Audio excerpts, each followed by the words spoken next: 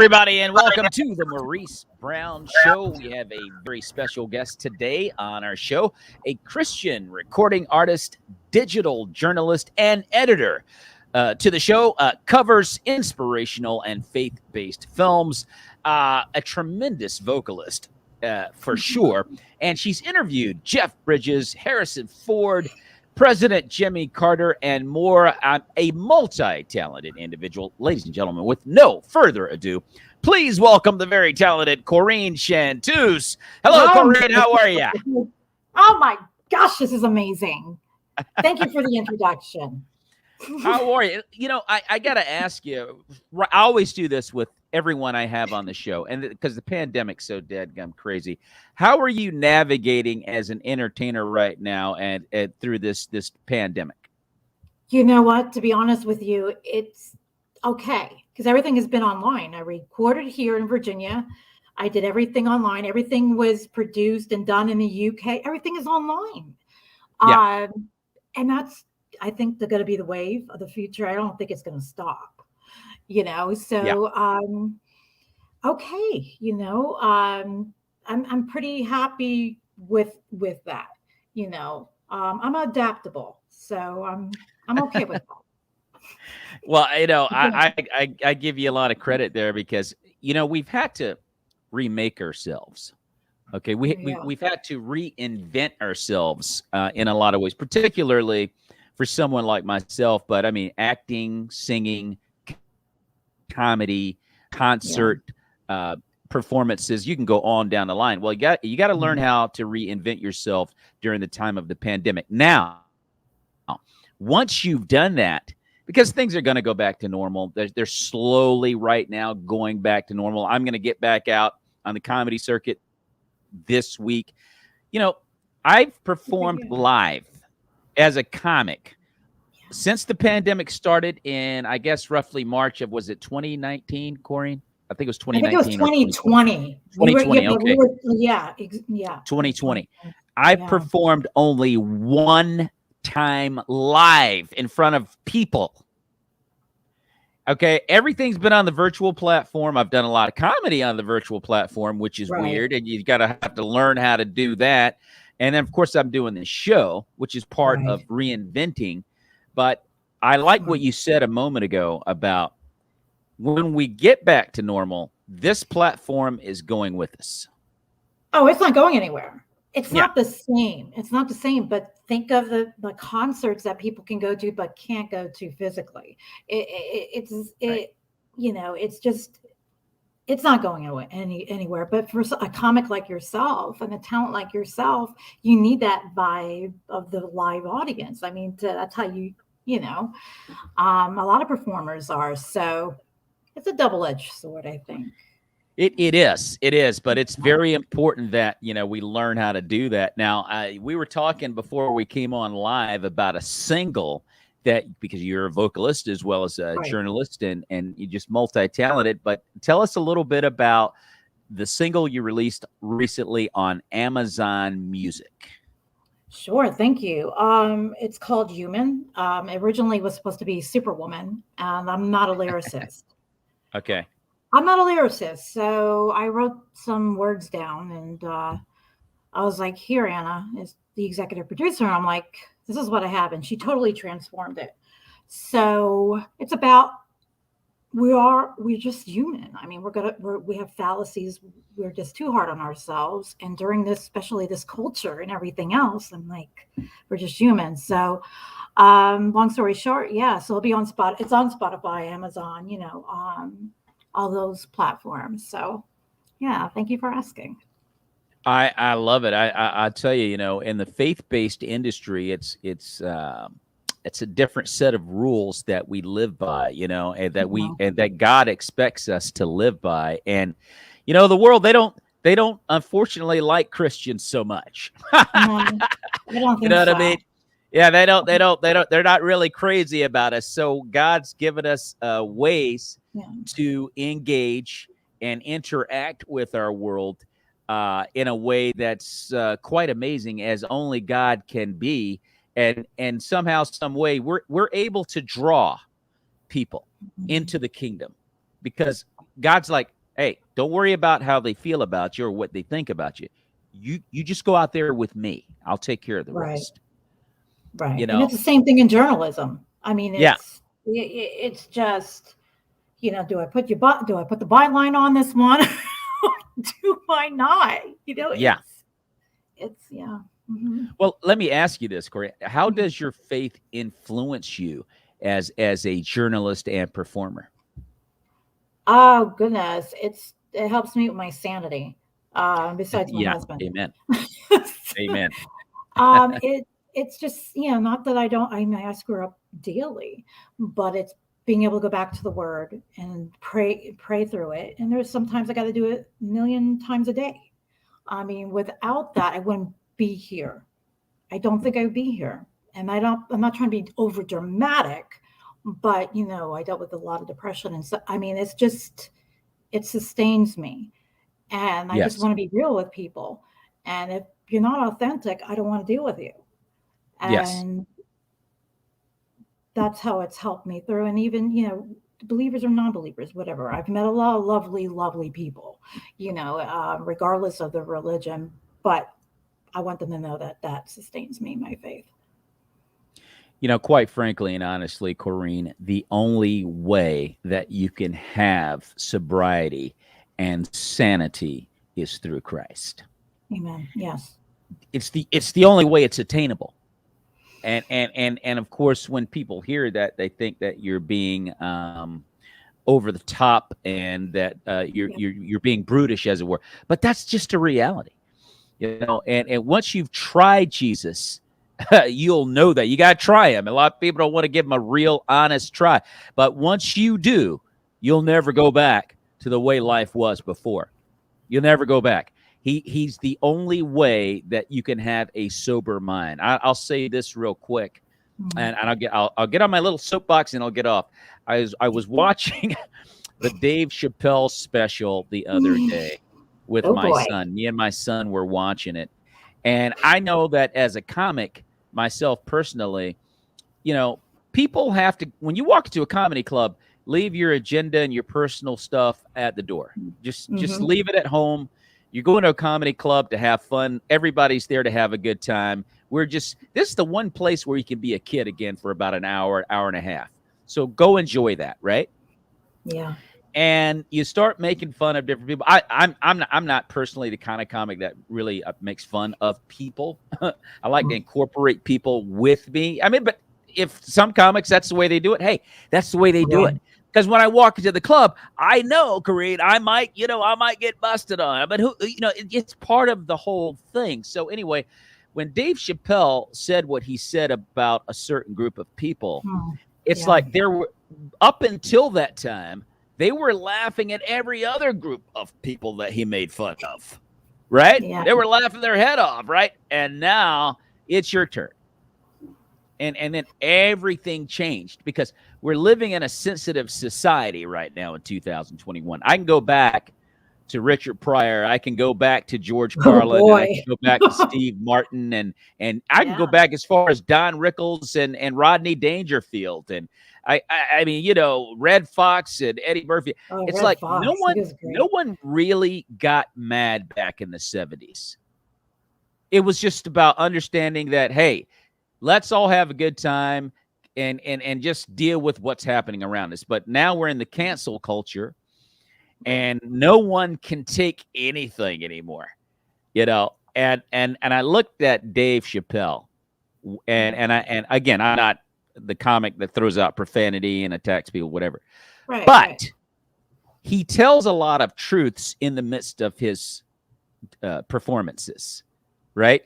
He tells it like he sees it. I told my son, I said, he's closer to the church than he realizes. You know what I mean? It's like because it's all about telling the truth and being honest and real and raw, which is really where people are most comfortable if you could just get over yourself and understand, you know what I mean? And so I watched that thing and I'm like, oh, wow. That guy is so close to the church, he doesn't even know how close he is. But that's just how God works. He just, because he's been through so much stuff.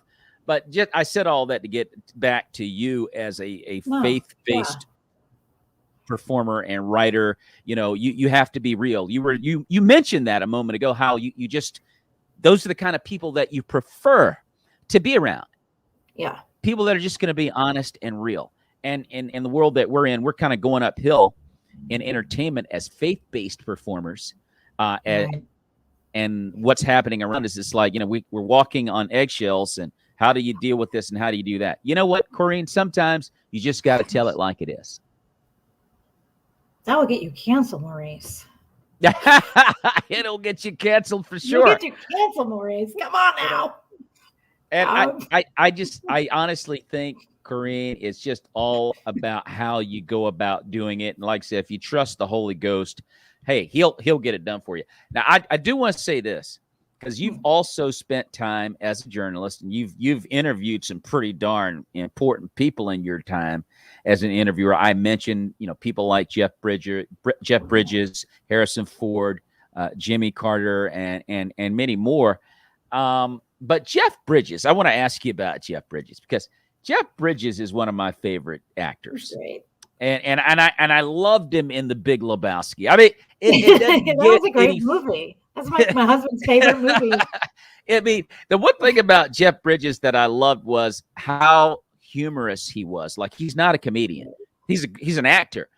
But only a great actor could pull off another genre or form of entertainment as an actor.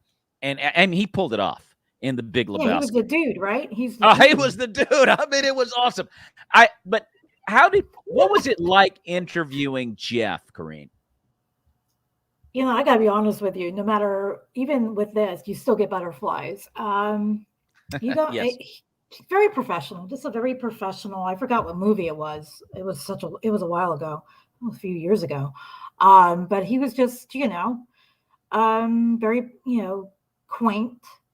He's very quaint. He's very just professional, and, you know, didn't rush. I mean, his people would rush you, but he was fun. A lot of these people are just, you know, I got to respect them. They're professionals. Yeah, most of them that I've met. Thank God, the people that I've met have been just great. I know there's some people that are going to probably be, you know, not nice, I'm sure, but he was great. Well, there are definitely some challenges in this world of entertainment. There's some people that think that, you know, they're really, really hot stuff, and you got to figure out how to get around them. And you know, again, Holy Spirit always gives you the ability to deal with that. Jeff was also in Iron Man. I think it was Iron Man. I think it might have been Iron Man 3. I'm not sure which. No, it might have been the first one. I forget, but. He did a great job in Iron Man as the bad guy. And I could see him as I like when they're bad. You know, usually when they play these like straight type of characters that are just like the good guy, I like to see that flip the switch. And, you know, I didn't realize Jeff Bridges, and I'm just gonna guess. Jeff's gotta be daggone. Jeff Bridges gotta be maybe 70? Yeah. Right? Yeah, I think so. I remember when I was 13, and the first time I saw Jeff Bridges as an actor, because, you know, I love those monster movies. You know, as kids, we love all the monster stuff. Yeah, we do. He was. I think he was in the first legitimate, genuine King Kong film. I think it was 1976. Wow, I didn't know that. Yeah, he was in King Kong. I remember it. And I was like, oh my gosh, Jeff Bridges has been around for a long time. Yeah. And I think he was probably like, he had to be 25 at that time. I don't know what it was, but he had this long beard and whatnot. And I just realized he's just done a lot of substantive work over the years. And he doesn't strike me as a really arrogant person. He seems like a down-to-earth guy. Yeah, he's what I can tell him, like, I only had like 5 minutes, not even with these people. So, I mean, you can get a vibe that he's a cool guy. He's the dude. Now, he's the dude. Yes, he is. Dude. So let me, all these people that you've interviewed and everything, and that's a skill set in and of itself, being able to interview. And obviously, you've had a number of opportunities to do that with some pretty cool people. What's the biggest thing about journalism? And we'll get more into that because you're a part of a magazine or a journal called BeliefNet, I believe. Oh, Christian News Journal. Yes. Well, over the years of interviewing people, what's the biggest thing that you've learned about journalism that's made you better at it? Oh, that's a really good question. Being skeptical, I think, with certain things. Not everyone's good. I gotta, you kind of go in everything like, rose glasses and colored glasses and so forth. And so I think that made me better. And just doing it, doing the interviews over and just trying to get better at that. Like, you talk to these people and they're like, they've been asked the same questions over and over, like a million times. Yeah. I'm like, oh my goodness, how can I ask? I would get annoyed too. So I'm like, what can I do to not do that? So that has helped a little bit, but you can only there's only so many questions you can ask, right? So I think skepticism and, just, continue to do what you've been doing, just keep working on your craft. Well, and I mentioned that you're part of BeliefNet, a Christian journal. And tell us a little bit about this endeavor with the faith-based journal. Yeah, the Christian News Journal has been around since, I believe, 2008. Okay. We cover politics, culture, everything that impacts, believers and non-believers. I mean, we report on everything. Like we talked to Franklin Graham, people like that. And it's, we can't compete with the network. So that's why we need the faith-based audience. We need people to engage with us. I'm very happy. I have a great partner. I love what we're doing. So look out for more from us. I'm gonna definitely be looking. I'm glad you're out there. I didn't know you guys were out there. I'm definitely gonna be looking more from you guys. No question. We need more substantive faith-based projects in the world of entertainment and journalism and media. We need that. I was at the National Religious Broadcasters Convention in Texas over the summer. NRB, right? NRB. Yeah. And that is an amazing organization. And it's all about faith-based media, strong, substantive, faith-based media. And what's the state of affairs with faith-based media, and how do we improve it and attack it and navigate in this world? Because they're trying to take our voice from us, the world. They're trying to take the Christian voice away from us. They want us silenced, and they're trying every little trick in the book to do that. And the NRB is staying ahead of the game, checking all the loopholes in the laws and so forth, so that we can stay relevant, so that they can't keep us silent. And thank God for NRB. Thank God for NRB. And saw some really, I was there, like I said, over the summer. I saw some really heavy hitters in the Christian faith-based world. I bet Dallas Jenkins, who's the creator of the series The Chosen. Right. Yeah. And that program, Corine, I don't know how much of that you have seen, but we haven't seen much of it. I've just heard I've heard about it. It's like, oh, I got to check that out. You absolutely have to check it out. It is an awesome series. And it's like, oh, here's another Jesus story. And a lot of people go, I've seen so many of them. But it's like, how can you reinvent the Jesus story? Well, he didn't. It's just quality work. It's powerful acting.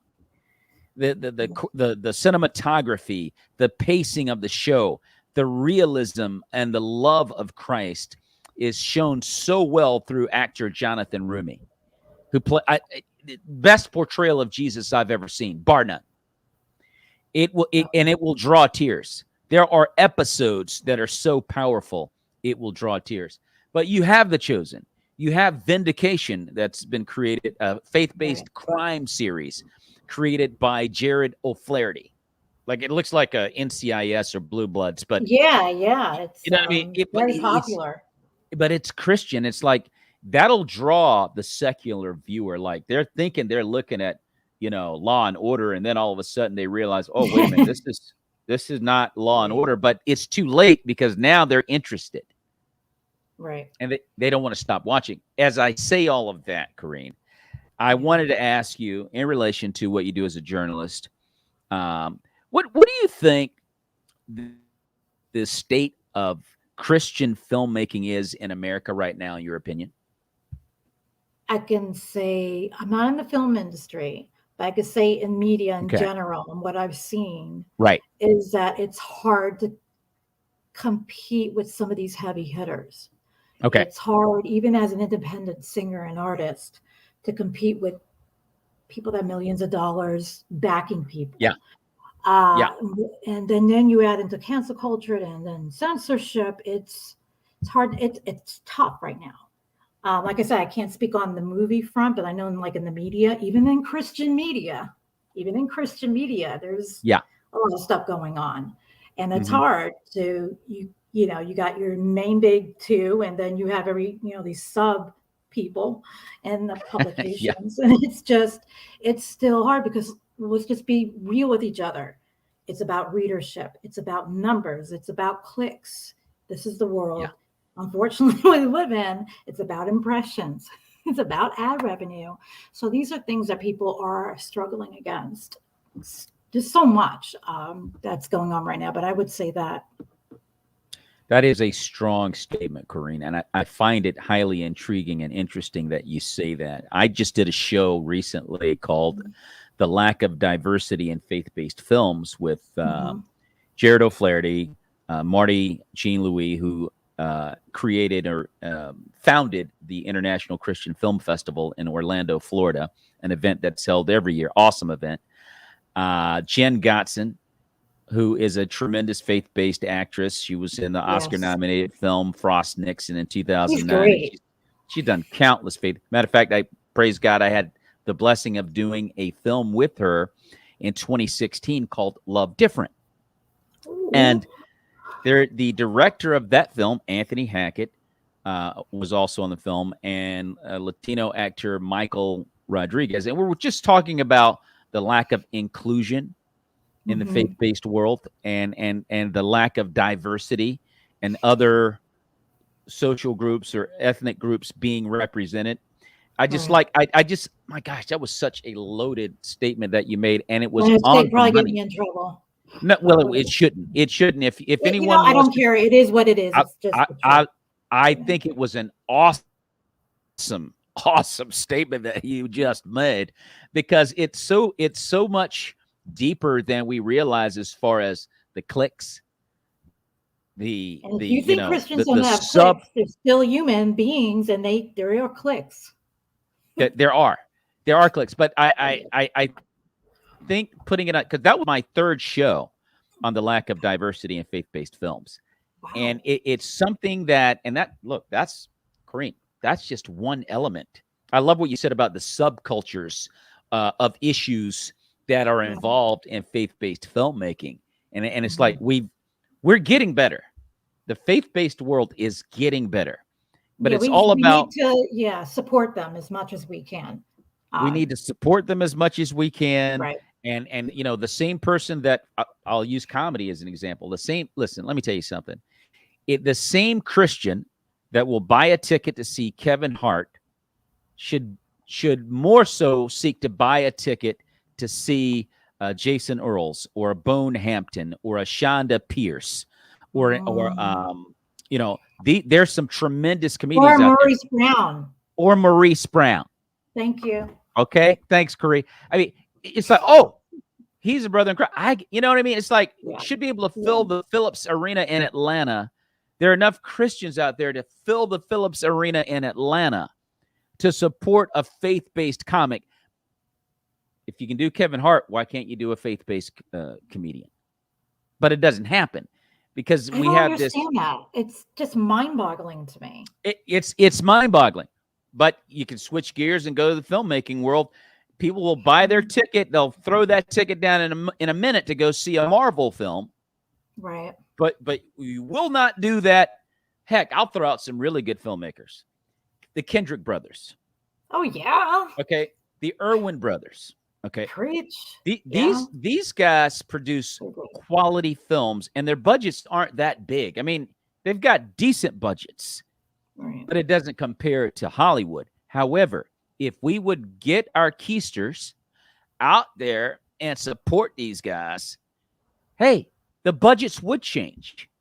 But we're more willing to support a secular project as Christians over a Christian project. That's got to change.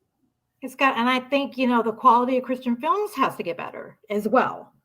They do. And some are not, like, they don't have the quality, but I guess, like, you can go back to the money thing, where you could get the money. So there's this conundrum. And like I said, I don't want to speak too much on the faith film space, because I'm not in it. I could just tell you what I'm seeing and what I've, over the years, in my opinion. But yeah. Like T.D. Jakes has done, what was the one, the Heaven one? Oh, he's done a couple of films, actually, T.D. Jakes. Yeah. I love T.D. Jakes. So it's like, when he first started, it was like, doing film. They're like, okay, let's see what this guy's going to do. And now he's doing more and more and more. I can't remember that film. Why can I remember that film? But anyway, so, I mean, there's it's going to happen. I think it's going to happen. But yeah, we need to get our keisters and support people like yourself and the faith films, like you said, Chosen. Oh, The Chosen is a great example. Mm-hmm. It's a great example. I think some of the cinematography, yeah, I think it's beautiful. There's no question about it. The film industry, according to Kevin Collier, should look at TV commercials. They're taking the lead in diversity. Great comment, Kevin. I love it. They are all about everyone, every face, race, and culture. Another great point. That actually came out in our discussion on the lack of diversity of faith-based film, where you could argue that Hollywood does a better job of inclusion and diversity than the faith-based world. You could argue that, which is scary. Just blows my freaking mind. I mean, what? Yeah. You could legitimately argue that, but I love the fact that, you made that statement, because it was just an awesome, relevant, pertinent, accurate statement to the state of affairs. And I also think that we have to, Kristen wants to also add, but most people don't like historical stuff like The Chosen. They want modern things like CSS, church people. Christopher Sean Shaw's Church People, right? Which is have you ever seen that film? It was a really good movie. That's really good. It was a really good film. Rocked it. Do you know what Christopher Sean Shaw did? Yeah, he did it along with Christian comedian Thor Ramsey, right? I know. It was a good movie. It made me laugh. And actually, I didn't feel like it was being shoved down my throat or anything, even though I don't care. But to like the average everyday person, like, this is funny. It was a good movie. It was a good movie. But we've got to improve the quality. It's getting better. It's definitely getting better. Right. I think that the film industry in the Christian world needs to also be willing to talk about subjects that are, tough. Tough subjects. Because we're so afraid, or Christian film directors are so afraid of offending, that they avoid certain subjects, which I don't think they should do. It's like, hey, listen, you can tackle this. You can handle it. I mean, think a lot of us are like that. Yeah. I think a lot of us. Yeah. A lot of us are like that. And, it's, hey, the people that are out there, they're very unlikely to come in and hear what you have to say if you aren't willing to be real. But here's the key. There's a way to do it. God always provides a way where you don't have to sacrifice your principles of being holy. Jesus did it all the time. He did it all the time. He hung out with some of the most unscrupulous people you've probably ever seen in your life. And he was in the midst of them. I mean, it was murderer's row that he was comfortable in the very midst of, and he never sacrificed his position as a holy man. And they got down with him. They got down with him big time. They loved him. And so it can be done. You just have to be willing to go, Lord, let's go do this. And you just show me how to do it and get it done. And I'll say this real quick. I was at a comedy show, a deaf comedy jam show that a friend of mine invited me to.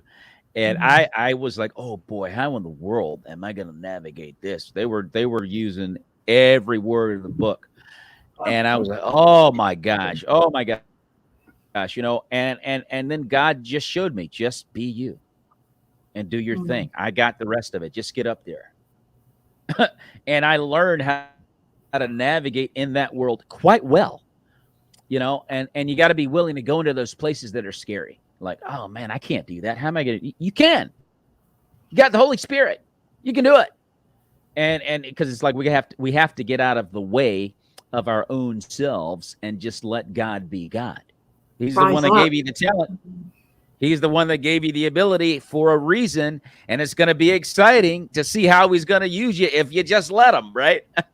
So, I think you should have an audio of that, what you just said, so people can wake up to that in the morning as their alarm. That would be a great alarm to hear before you start the day. It's like a devotional. I love it. Hey, listen, I'm going to ask you one more question on this subject. I know you're not a filmmaker, but or anything, but I just think it's important as a Christian journalist to get your opinion of this.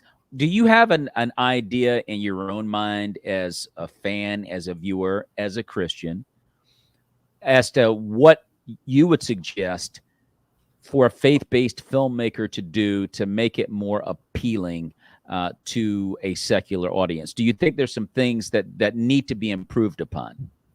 I think a lot of them know that the preachiness, something that's just overly sappy and just preachy. Yeah. People want things that are relatable, and that's just my opinion. Yeah. Just it's okay to be raw. And yes, it's not, like you said, it's not easy to navigate what they have to do because they got to try to get investors and everything else. It's so much. But I would say just,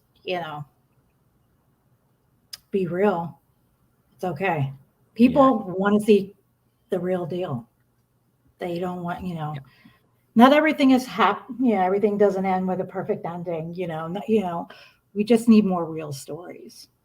You need more real stories, and I think that if we really told our testimonies, like a lot of Christians forget where they came from. You know what I mean? It's like that stuff really did happen to you. It really did go down. Like those things happened, and they actually led to your salvation. You know what I mean? And Absolutely. so you can make a joke about it. You can make a story about it. You can write a book about it. You can write a film, create a film about it, a TV series about it. So many different things, but we go, oh no, how will people view me? How will people perceive me if I talk about that? They will perceive you as someone they can respect because you made it out of that. Exactly. And they're stuck in that right now. And by hearing your testimony gives them hope. That's how, and we don't like talking about the things that we've done. I mean, I can tell you right now, again, as a comic, I love making jokes about it because I made it. And God used those experiences for me to see that even when I was in the darkest pit of sin, he was there with me. He didn't abandon me. He made sure I got out of that. And so you can look back with, laughter. You can look back with smiles because you've been freed. You've been saved. Now share the testimony with someone else and help them understand they can get out too. And that's a lot of little things that I think we can attack as Christians that we're afraid to because we're worried about how we're going to be perceived. And you got to throw that out of the window. We're all sinners saved by grace. All of us. Yeah. And I think just, it's if we have to acknowledge it, and it's just a process we have to sometimes go through as just people and believers, and just this process of you're like, all right, I don't care what anyone thinks, because the more you're out there hearing you got to hear what everybody else thinks. So why can't I speak my mind? I'm like, look at these fools doing this and that. I'm like, I can say something of substance. I can do something. And that's a very important thing you mentioned right there, because I struggle with that. You struggle with that. I'm not gonna lie to you. Like I told you, I'm like, Yeah. I should have put my byline on this, or it was like, oh, they're gonna find out I'm Christian. They're not gonna want to work with me. I'm like, it's like I am who I am. I'm tired. I'm getting older and I'm tired. And I'm like, you don't like it? That's not my problem. Yeah. So, well, my little New York was coming out in that.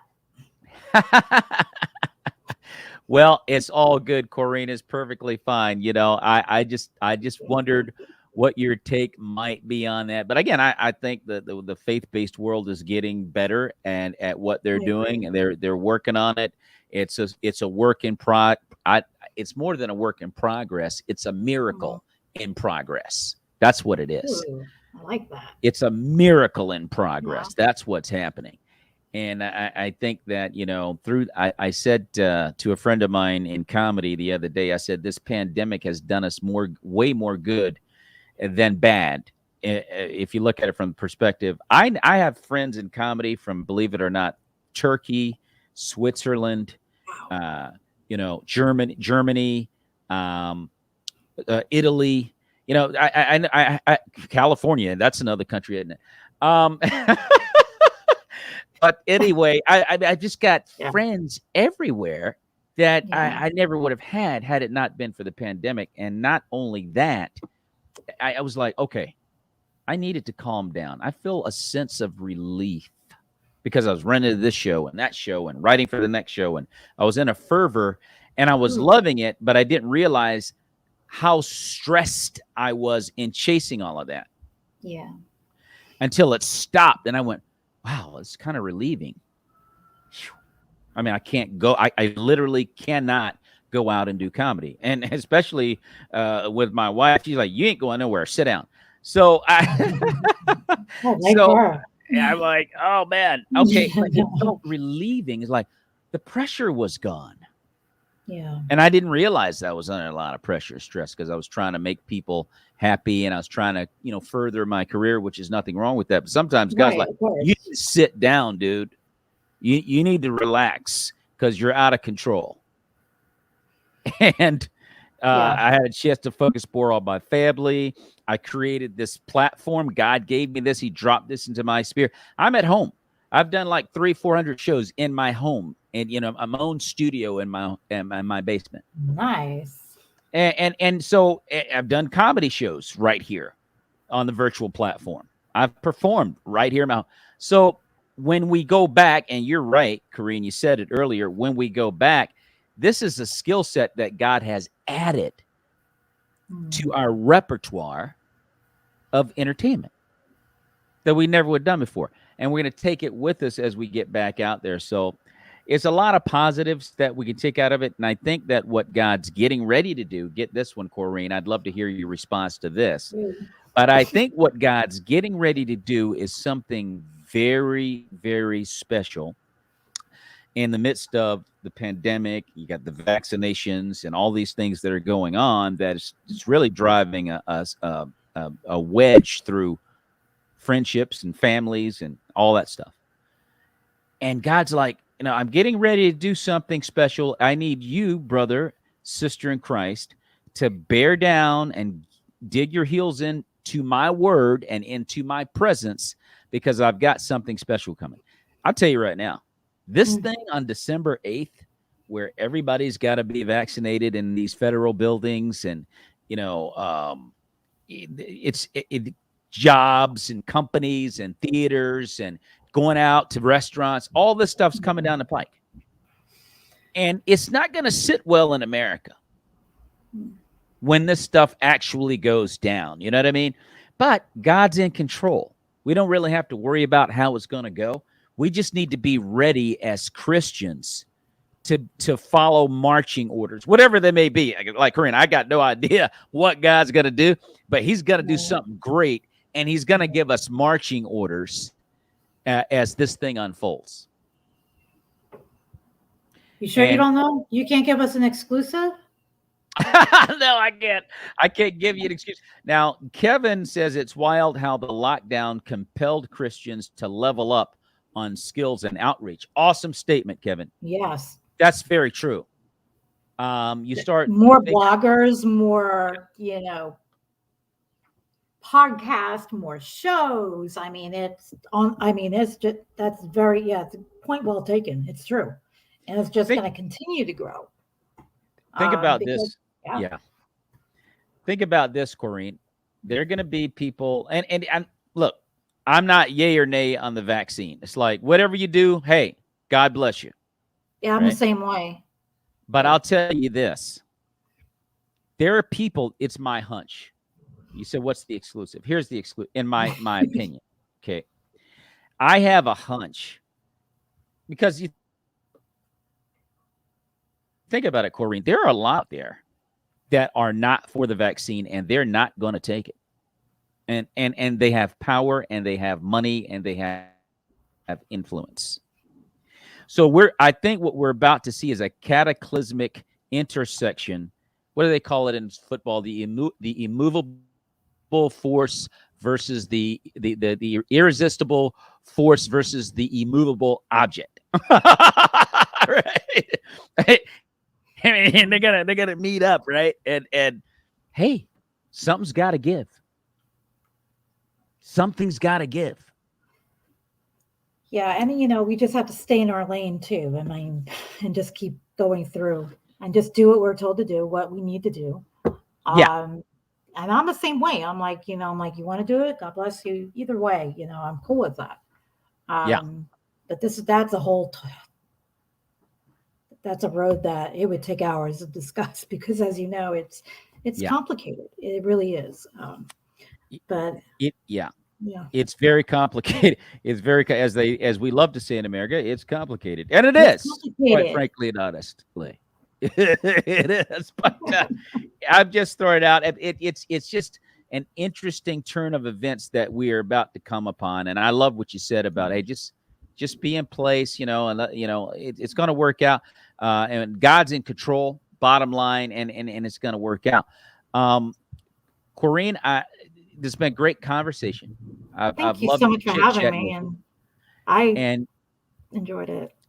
I wanted to ask you, as we wrap this convo up, what advice, I mean, as a vocalist, as a follower of Christ, as a Christian journalist, what advice can you give to prospective faith-based people out there that do the kind of things that you like to do, that, are thinking about making this their life? What kind of advice could you give them? It's okay to take risks. Okay. I would definitely pray about it, but taking risks, and the worst people can say is no. That's okay. You continue to knock on the doors and make try to make things happen. If it's not meant to be, it's not going to happen. So just take risks. It's okay. It's sometimes we get so involved in our own headspace. Yeah. That we don't do anything. So if we're stagnant, we're not doing anything. And procrastination also leads to depression. So it's okay to take risks. It's great advice. It's okay to fail. It's okay to fall on your face. It's okay to fall on your face. It's okay to fall on your face. I mentioned to you in comedy, there's a lot of pain involved to get to a point where you're pretty decent. Where you're a pretty decent comic. You do pretty well but there's a lot of pain that you had to go through to get to that point. In this business of acting, you're going to get a lot of no's and rejections. You're going to get audition after audition where you're like, hey, when am I going to break through? Just keep going. Denzel Washington had a ton of rejections. I can't believe that. He failed on a ton of auditions when he started out, and embarrassed himself, quite frankly and honestly, on a number of occasions. But he was determined that he was going to make it, and he's Denzel Washington. So. He's Denzel Washington. I love Denzel. Who doesn't love him? Who doesn't love Denny? So I mean, and it's just so many things out there for young people to understand. Hey, listen. If this is what you love to do, you love it for a reason, because God dropped it in your heart. Now go out there and give it everything you got, and don't accept no under any circumstances as as the final, statement in your life. Keep going, keep bringing it. I had a show I did in front of my wife and my 3 kids, and I bombed. It was so bad. Corina, it was so bad. But No. it came as a manifestation of my own doing. Like I had I was killing, and I had one joke that I wanted to tell. And my son told me earlier, he said, Dad, I like the joke, but I wouldn't do that joke here. They won't get it. What did you do? You did it. You know what I did? My family will tell you I'm stubborn, but I got up there and I'm actually killing. I'm like slaying. And I said, okay, I'm going to try this joke and see if it works. If it doesn't work, they love me so much, they're going to forget me.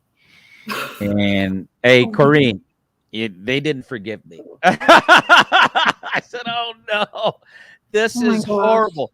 It was the most feeling.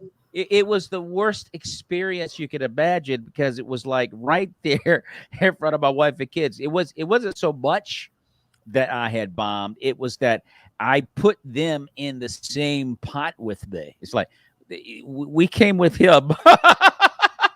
It was that kind of thing. Thanks. So I thought they would have snuck out the back door. But here's do that next time, guys. Just like be like, oh no, he's not with us. No, we don't know who he is. No, exactly. But here's the thing: as a performer, I understood what it was. So a person from the outside looking in would think, the worst things in the world, like how could you ever show your face again, or how could you ever do another set again?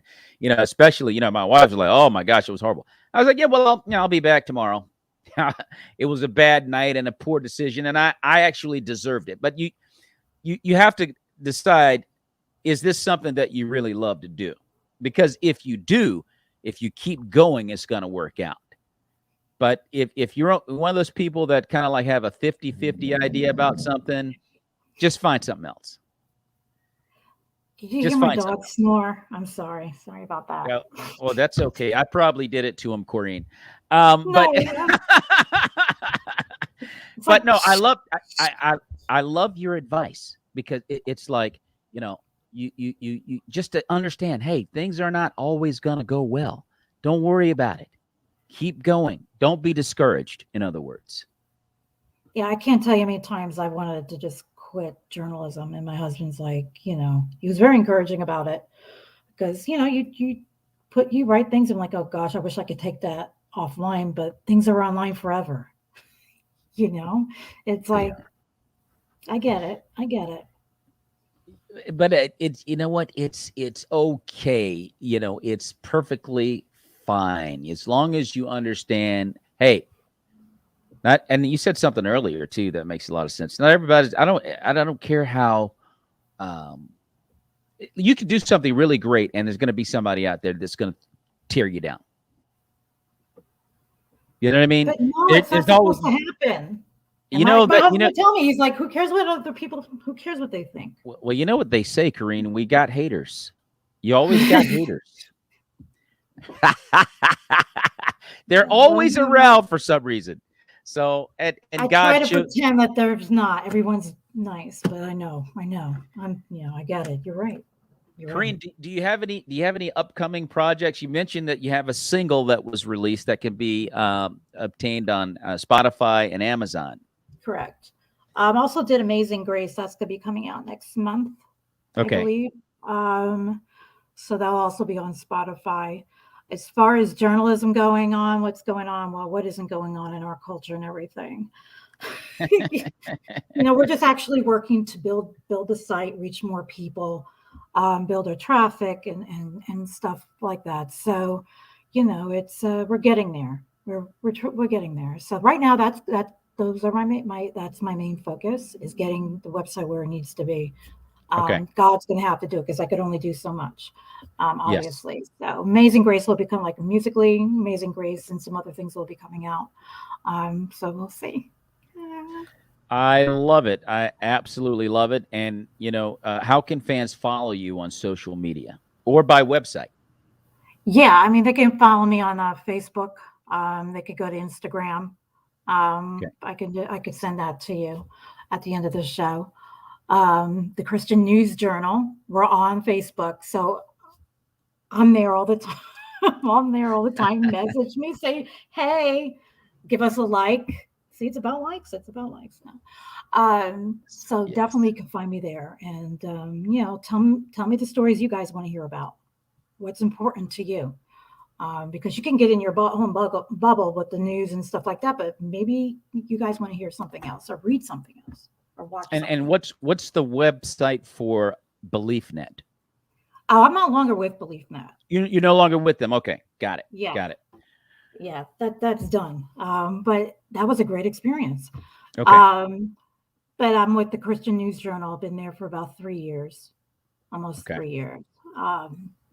And they can, you can find us there. And, we do inspiration, but it's more about what culture and, faith culture and the culture wars. Oh. Okay. I love it. I love it. Ladies and gentlemen, we've been talking with vocalist and journalist Corine Chanteuse on the Maurice Brown Show. And if you have enjoyed our interview, well, like it and share it. And then subscribe. Oh, yeah. Like it and share it. And then subscribe to the Maurice Brown Comedy Channel and every social media engine that Corine is a part of. And if you're just coming in and you're realizing I missed it, doggone it, it's okay. Because tomorrow about midday, you can go to the Creative Motion Network on Roku TV and see the whole darn thing again. So you really did miss it. It's all good. Corine, thanks so much once again for being on the Maurice Brown Show. This has been a great chit chat. I have loved it. May the peace of Jesus Christ be with you and your family, Corine. God bless you. And also with you guys.